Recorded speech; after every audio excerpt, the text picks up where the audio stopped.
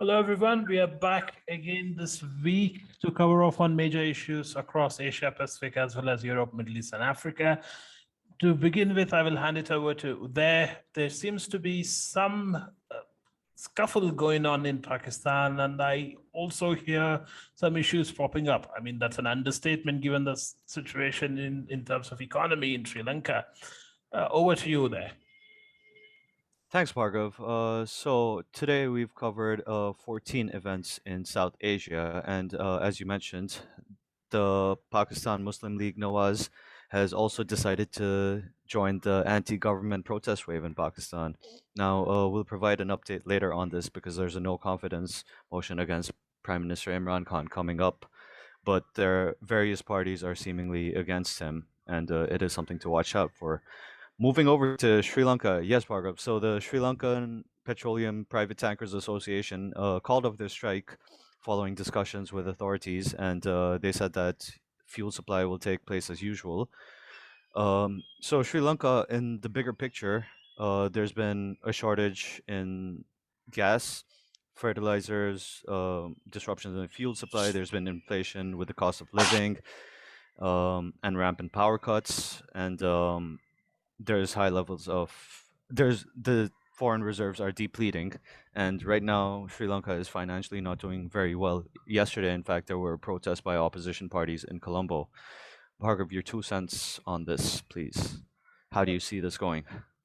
Thank you. There, as a business, I would be concerned with the protests because things can ignite across the country now, which is primarily around Colombo, but it can actually spread with more political activism. And if the issues do catch fire, the government needs to be quite concerned about this. In fact, government is at the center of all of this. I mean, the current government led by Gotabaya Rajapaksa, he wanted to be innovative and go organic overnight. And they basically banned all fertilizers again overnight. I mean, any conventional wisdom can tell you that you can't turn organic by a switch. You need a process to adapt to organic methods. Fertilizers may be evil, but it's a necessary evil in the short term. And that's what has been proven in Sri Lanka. And this added to the fire, which was already ignited in the economic landscape. The inflation rate has gone up almost 10 points. I mean, in December, the 2021 aggregate was somewhere around 5%. And within 2 months, it has gone up to 15% in February. And that's a major cause for concern, especially in the short to mid-term for the government of Sri Lanka. And for businesses, they need to keep a very close eye on this for two specific reasons. First, because of disruptions by the protests. Second, this can also be an opportunity. When the economy goes down, so does all the prices. So this could be an opportunity to invest, especially in terms of infrastructure, as well as the currency exchange rate going down as well. So these are a few things businesses need to watch out for. As far as political side is concerned, yes, the opposition is going to make more noise. The opposition may create a bit of political instability.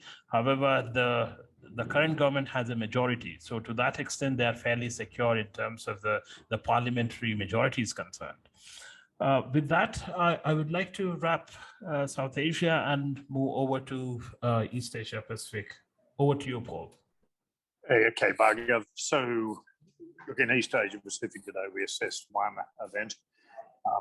We covered 26 other developments, and we obviously wrote the Myanmar Emergency Daily that we've been doing for over 12 months now.